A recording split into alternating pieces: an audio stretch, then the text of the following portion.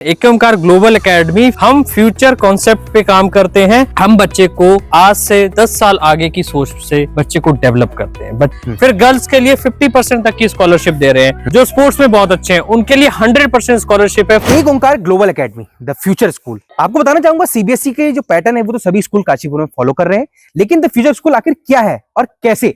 बातचीत के लिए सुखविंदर सर मौजूद है। सर नमस्ते। सबसे पहले सर क्या है फ्यूचर स्कूल? देखिए, फ्यूचर स्कूल जो है वो कॉन्सेप्ट है, एक विजन है जी, एक स्कूल का पैटर्न है बेसिकली। देखिए, चाहे सीबीएसई हो, चाहे वो आईबी बोर्ड हो, चाहे वो कैम्ब्रिज बोर्ड हो, बेसिक साइंस मैथ के कॉन्सेप्ट सारी जगह सेम है, पूरे वर्ल्ड में सेम है। साइन थीटा कॉस थीटा सब जगह सेम है जी, ठीक है। 2+2 4 सब जगह सेम है जी। बट वो काम कैसे आएगा जी, बच्चा फ्यूचर के लिए रेडी कैसे हो। अभी तक हम क्या करते आते हैं, हमारा एजुकेशन सिस्टम क्या है, बेसिकली हम सिर्फ पढ़ाई पे जोर दे रहे हैं ना, कि पास होना है, मार्क्स लाने हैं, दैट्स इट।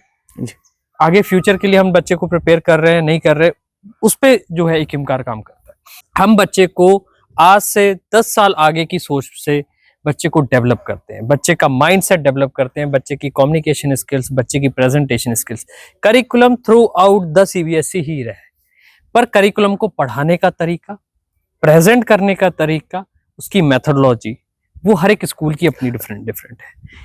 एक ओंकार हम लोग फिनलैंड बेस्ड मेथोडोलॉजी यूज करते हैं। फिनलैंड आज वर्ल्ड में नंबर 1 क्यों है, वो फ्यूचर एजुकेशन हम क्यों बोलते हैं, या चाइना जापान को फ्यूचर एजुकेशन क्यों बोलते हैं? पढ़ा तो वो भी साइंस मैथ ही रहे हैं जी, एआई कोडिंग पढ़ा रहे हैं, बट वो किस क्लासेस से पढ़ा रहे हैं और कैसे पढ़ा रहे हैं वो बहुत मायने रख। वही एक ओंकार ग्लोबल एकेडमी। सर मैं आजकल देख रहा हूँ कि एक ओंकार ग्लोबल एकेडमी के जो बच्चे हैं वो अक्सर कोई रॉकेट उड़ा रहा है, कोई कुछ बना रहा है, कोई कुछ बना रहा है, तो आखिर इसकी क्या जरूरत है? 3 to 6 के बच्चों को क्या इसकी जरूरत लगता है? मुझे तो नहीं लगता। यही तो फ्यूचर है, यही तो फ्यूचर स्कूल है जी। जब बच्चा बेसिक साइंस मैथ के कॉन्सेप्ट नहीं समझेगा, रॉकेट कैसे उड़ता है, फिजिक्स के कॉन्सेप्ट पे उड़ता है, टेक्नोलॉजी पे उड़ता है, उसके अंदर जो है कंप्यूटर की स्किल्स चाहिए, आपको फिजिक्स की स्किल चाहिए, और आप टेलीस्कोप बना रहे हैं तभी आपको फिजिक्स चाहिए।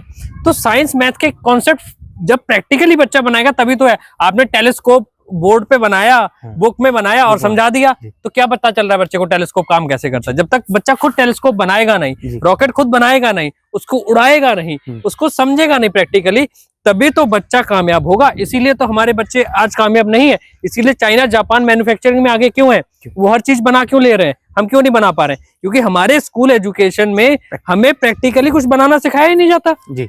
और जब सिखाया नहीं जाएगा तो हम फिर मैन्युफैक्चरिंग इंडस्ट्री कैसे खड़ी करेंगे? आज इंडिया को 5 ट्रिलियन इकोनॉमी बनाना है, इंडिया को हमने डेवलपिंग कंट्री से डेवलप कंट्री बनाना है, तो उसमें मैन्युफैक्चरिंग इंडस्ट्री का तो हाथ होगा। जब आज चाइना पूरे वर्ल्ड को सारी चीजें एक्सपोर्ट कर रहा है, रोबोट से लेके हर चीजें एक्सपोर्ट कर रहा है, हम क्यों नहीं कर पा रहे? बिकॉज हमारी एजुकेशन में कहीं ना कहीं फ्लॉस है। इसलिए एक ओंकार ग्लोबल एकेडमी क्या है ऐसा खास एक ओंकार ग्लोबल एकेडमी में? देखो, अगेन एक Onkar global academy future school है। हम फ्यूचर कॉन्सेप्ट पे काम करते हैं। हम 90% लाने वाला बच्चा, रैंक लाने वाले बच्चा पे अकेले काम नहीं करते हैं कि सिर्फ बोर्ड पे लगा दिया 90% आ गए। जो बोर्ड पे 5-10 बच्चे जो रैंक ले आए, बाकी के जो बच्चे बचते हैं हम उन पे काम करते हैं। हम उनको फ्यूचर की रेडी बनाते हैं। आप फ्यूचर में after your graduation, after your schooling, जब आप जॉब के लिए जाएंगे आपसे कोई मार्कशीट नहीं पूछेगा, आपसे कोई मार्क्स नहीं पूछेगा कि आप 90% लाए थे, 40% लाएंगे थे। आपसे पूछा जाएगा आपको ये काम आता है या नहीं आता, आपके अंदर उस दिन कितना कॉन्फिडेंस होगा, आपकी प्रेजेंटेशन स्किल्स कैसी होगी, आपके अंदर जो स्किल्स होंगी वो कामयाब बनाएंगी आपको, वही आपको फ्यूचर के लिए रेडी करती है। सर एक अंतिम सवाल मेरा आपसे कि अब एडमिशन का सीजन स्टार्ट हो चुका है और क्वेरीज भी आ रही होंगी एडमिशन के रिगार्डिंग। सर क्या खास लेके आए पेरेंट्स के लिए? देखिए, खास हमेशा से रहा है, हमारा स्कूल हमेशा से फोकस करता है एजुकेशन फॉर ऑल। हमारा स्कूल पहला एक काशीपुर का स्कूल है जो सारी क्लासेस में सारी फैसिलिटीज, स्मार्ट क्लासेस और एसी फैसिलिटीज पूरी क्लासेस में देता है।